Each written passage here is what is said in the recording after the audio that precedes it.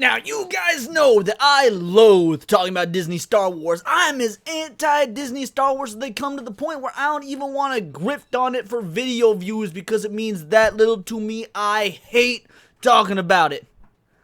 But I do love talking about anime, and when Leslie Headland, the showrunner for The Acolyte, came out trying to say that the show was inspired by Cowboy Bebop. Oh, hold on. No. We got to have a conversation about that. So welcome back to Words of Paradise. I'm your host, Leon Idol. And right here, from my buddies over at Bounding in the Comics, the Acolyte creator, Leslie Headland, says Disney Star Wars series was tonally inspired by Cowboy Bebop. Now, I don't trust a damn thing that Leslie Headland says. I don't even believe that she has watched Cowboy Bebop. I'm sure she has seen the love and praise from one of the greatest anime of all time and just did like some Wikipedia searches and be like, well, I don't know, I've seen like 6 episodes of Firefly, and I know that Firefly was inspired by Cowboy Bebop, and Firefly's got this great reputation as one of the greatest sci-fi shows of all time. So yeah, we'll just run with that narrative as well. Like that's immediately what I think went through Leslie Headland's head. So we're gonna get into this article. Before we do, hit that subscribe button. I'm a nerdy news channel. I bring you nerdy news every day,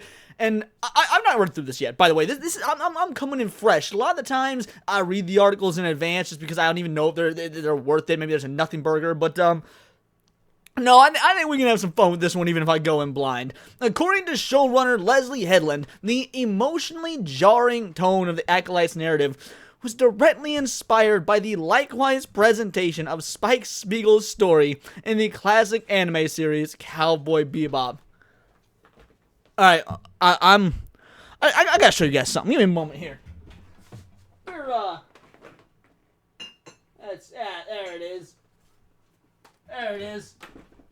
Needless to say, we got what was it? We got the whole season right here on Blu-ray. We got my Spike Spiegel action figure. I'm a bit of a Cowboy Bebop fan, and while I have not seen a single moment of the Acolyte, minus like people occasionally sharing clips on X that I make sure that I scroll past while the sound is muted, I can guarantee nothing in that show, literally nothing, is as emotionally jarring as Cowboy Bebop, which, by the way, Cowboy Bebop, the whole reason it's so well done emotionally is because it's not really done like a drama. It's done as a character study with a myriad of different tones and a myriad of different, even genres, really. You've got your action, you've got your comedy, you've got your specifically kung fu action, but also your western action. Yes, you have your incredibly tense, dramatic moments. You've got your somber moments, always counterbalanced equally by legitimate real comedy. Not that MCU schlock,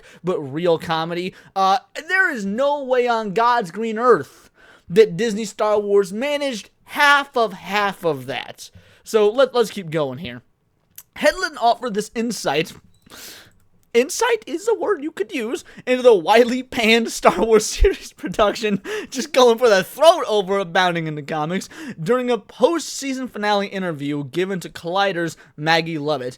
In reference to her past pair of admissions, as made during her previous The Acolyte-centric interviews with Lovett, the visual depiction of the Space Witch Coven's magic usage was inspired by the main monster in the film Crimson Peak. I don't have much of a comment on that. I've never seen Crimson Peak. And also, you're pulling from Crimson Peak, you're pulling from Cowboy Bebop.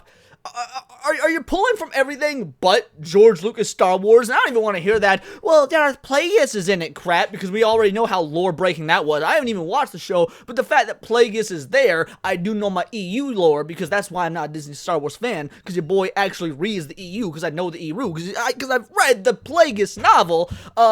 So when you do pull from Disney Star Wars, from original Star Wars, you absolutely destroy it. So you gotta pull from other stuff too. You will pull from everything except the good aspects of Lucas era Star Wars, and when you do pull from them, you piss all over them. But again, back to Crimson Peak and Cowboy Bebop. I see Crouching Tiger, Hidden Dragon here, so apparently you're pulling from that as well. You know that people want Star Wars, right? Like, they would be okay with just getting Star Wars. The relationship between Khmer and Osha is a direct riff off the one shared by Crouching Tiger, Hidden Dragons, Lo Jiao Hao, and Jun Yu. Lovett pressed the showrunner as to whether the series had any other visual or story influences. If they try and say that it was visually inspired by Cowboy Bebop, I'm a I'ma blow a damn gasket because, again, I've seen plenty of clips of this show, and every single one of them reeks of CW, not hard-hitting, beautifully hand-drawn animated anime. Like, obviously, animated anime, that's what Disney Star Wars does. It breaks your damn noggin. Yes, affirmed Headland in turn. Shinichiro Watanabe. At least you got his name right. I'll give you some credit there. The fact that you got the director, the creator, honestly, the greatest living anime director to this day, the fact that you got Shinichiro Watanabe's name right, you get at least some acceptance. I ain't gonna give you a pass, I ain't even gonna give you respect, but I'll give you some acceptance. He is the creator of Cowboy Bebop and Samurai Champloo, she explained. Those were big references, not visually, but tonally. Especially Cowboy Bebop bounces back and forth between Spike's backstory, which is incredibly tragic and heart-wrenching, and this fun buoyancy, which when they do the episodic episodes, he feels like a Han Solo-coded character, so totally those were references. There's so much I could say about this sentence that I don't even know where to begin. Like, yeah, Han Solo coded is sort of obvious. Han Solo is a direct inspiration for Spike. Like Spike that is one of the main inspirations for the character of Spike Spiegel. He feels like a Han Solo coded character. Like, no, that's objective fact. And even if that wasn't objective fact, yeah, the whole scoundrel with a heart of gold is a normal trope. Like, you don't have to find a way to relate that to Star Wars. And again, bouncing back between Spike's backstory and then the normal buoyant, the happy-go-lucky normal episodes. Again, that's as much as I love Cowboy Bebop. Cowboy Bebop didn't invent that. It's definitely not the first to do that. Again, you're just plucking out random, popular, easy-to-say things that can get anyone tangentially familiar with the series to clap like damn seals. Turning her attentions to another one of her influences, Headland continued, with Osha and the Stranger's relationship, the influence was Bram Stoker's Dracula by Francis Ford Coppola, which I know is different from the book, but the film is one of my favorite films. I don't care what your favorite film is, Leslie. I'm not wanting, because I've given up on Disney Star Wars, but people who want Star Wars fans, want Star Wars. They don't want Bram Stoker's Dracula. They don't care what your favorite film is. My favorite film of all time is, I got two, Army of Darkness and Raiders of the Lost Ark. Those are my two favorite movies ever made, Army of Darkness, Raiders of the Lost Ark. So if I was going to make a movie, in fact, let's say that I was going to do an adaptation, so I'm going to do Spider-Man, because I'm a big Spider-Man fan. If I'm going to make me a Spider-Man movie, I'm not going to use Army of Darkness or Raiders of the Lost Ark because I'm making a Spider-Man movie. I'm going to use Spider-Man stories as my frame of reference. Like, all you're doing is saying, these are all things I like better than Star Wars, but Star Wars is a big name, it's a big brand, it's a big IP, it's a great paycheck, and I can do whatever I want because of identity politics and the fact that I used to be Harvey Weinstein's assistant and I got off with everything scot-free and nobody can touch me. I'm untouchable, I'm perfect, slay queen, yes! And you get to ruin Star Wars because of it when you clearly don't even like Star Wars because you're trying to rip off of every other thing that isn't Star Wars. This is driving me nuts. And the fact that you drag my boy Shinichiro Watanabe into this, the fact that you drag Cowboy Bebop into this, when Shinichiro Watanabe famously loathed the live action version of Cowboy Bebop because it was so inaccurate, because it was not done, because it was not his show. He turned it off after the first scene of the first episode. You think he wants your Star Wars sloppy seconds of a retread of the live action Cowboy Bebop, you dumb skank? Again, it was to have someone that was so scary, to have somebody that we clearly see as a bad guy, and he's doing bad things, and Lucy is dying, and to have this deep connection with Mina, where you see a totally different side of him, the showrunner detailed. One of the things that really works about that movie is there's this past life, soulmate reincarnation idea for this character that's been alive for centuries, and he's just shocked to find her. There's also a moment later in the movie, like, how long are you going to talk about Bram Stoker Dracula when to be fair, I guess it was probably a nice respite for those that don't want to hear her talk about how little she knows about real Star Wars, but even so, where she agrees to drink his blood, and he says, I can't let you do this. It's basically gonna damn your soul. Headland elaborated, and she has the agency and makes the decision to make this bond between the two of them. are you 13 years old, Leslie? I mean, I know you got the mentality of a 13-year-old because this is the sort of thing that 13-year-olds think is deep. Like, you talk about how tragic Cowboy Bebop is, but I don't actually believe that you got the emotional and mental wherewithal and capacity to truly understand how deep Cowboy Bebop is because you're going off such surface level, like, Green Day is the most tragic band ever, levels of fangirl. I'm sorry, who's your favorite band? Panic at the Disco, Fall Out Boy? Are their lyrics just so deep and meaningful to you, you dumb twat?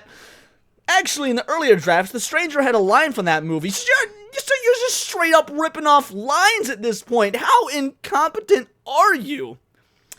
Which is, I've crossed oceans of time to find you. A lot of the Gothic romances were referenced. Jane Eyre, Rochester, the sort of Bryonic hero for those two. Drawing her thoughts on the topic to a close, Headland returned to her admiration for Cowboy Bebop, jovially concluding, but Jeki and Njord, that was a very Shinichiro Watanabe, like that sort of buoyant fun, and then meeting the tragic end. The witches were black narcissists, a 1947 British horror film centering on the inner turmoil of a convent of Anglican nuns. Literally nothing of what you've described thus far in this entire article is Star Wars. In fact, a lot of what you described is really good stuff that I imagine you don't understand in the slightest and that you would butcher were you given them as IPs to try and adapt. But again, since Star Wars is so far gone, no harm, no foul. Interestingly, Headland is not the only member of the Acolyte's cast and crew to have admitted that their contributions to the series were directly inspired by anime. Speaking to GQ, Khmer actor Manny Jacinto, or Jacinto, or however you pronounce that name, revealed that both Demon Slayer and the live-action Rurouni Kenshin films played a major part in informing his take on the villain's lightsaber combat style. You know what? I'm gonna give you respect. I ain't gonna give Leslie Headland a damn thing, but I'm gonna give you respect for referencing the live-action Rurouni Kenshin, which to this day is the single greatest live-action anime adaptation of all time. They are genuinely good films with some of the single greatest sword fight choreography in cinema history. So if you were watching those as reference, you know what, Manny? Again, a little bit of respect. Not a lot, because you still took on this project, but little bit of respect. When we were initially talking about the character, how the character moved, we noticed in the prequels that Hayden Christensen and Ewan McGregor, they were always very upright, like a fencer stance, said Jacinto, but we wanted to just change the levels and be incredibly dynamic. A big inspiration for us were the Rurouni Kenshin movies, these live-action Japanese movies with incredible swordplay. He is correct about that. Again, I'm not exaggerating when I say some of the best swordplay in cinema history. Not the ones on Netflix. Those are still good. They're fine. But get the 3 that are only available on DVD. And I'm really into Demon Slayer, which informed a lot as well. Okay, so there's nothing else. Good. I really didn't want to talk about this anyway. Again, I hadn't gone through this article. All I saw a headline. And you know what's like, you go off headlines. No, you can't do that. You can't just go off headlines because that's how people say and do ridiculous shit is they look at a headline, they share it on X, they talk about it on the internet, whatever, and then they're made to look like fools because they didn't read the article. So I wanted to read this article. I want to know if it was just as ridiculous as I thought it would be. And lo and behold, it was. She says nothing of substance the entire interview. She shows no knowledge of Cowboy Bebop beyond what you would get from not even the Cowboy Bebop wiki, but the regular Wikipedia page about Cowboy Bebop. It is distressing. The fact that she can just coast on the names of these larger, more, maybe not larger than Star Wars, but these more culturally relevant classics right now, because Star Wars is certainly not culturally relevant in any positive light. The fact that she can just get away with name-dropping Cowboy Bebop and thinks that's going to give her some sort of nerd cred is sickening because, again, in that interview, she displayed nothing that wasn't surface-level dribble. I got nothing else to say on this. I'm angry, I'm frustrated, as you guys probably see, so we're just gonna cut it here. Let me know what you think in the comments down below, or let me know on X, where you can find me at Bolt the Word, and please do subscribe. I am a nerdy news channel. I cover nerdy news every day, not always about Star Wars. In fact, I hate covering Star Wars, even though my second video today is gonna be another damn Star Wars video, but it's about video games, and, and IGN, and just ragging on Gamergate. It's just got a Star Wars tie, so it is what it is. But anime, movies, music, Magic the Gathering, you name it. Check me out on Instagram at wordsofparadise_Leon. And become a member for $4.99 a month. You can join the Discord, choose the articles I go over on a day-to-day basis, choose the videos I react to on my Friday night live streams, and of course, get involved with over 80 other vital idols. It is a bright, beautiful, glowing, vibrant community that I cannot wait to grow even further because we do care about diversity, but only one kind of diversity of thought. So if that's something that interests you, get in that Discord, hit subscribe, and until next time, it is all here in the Nerdosphere. This has been Words of Paradise.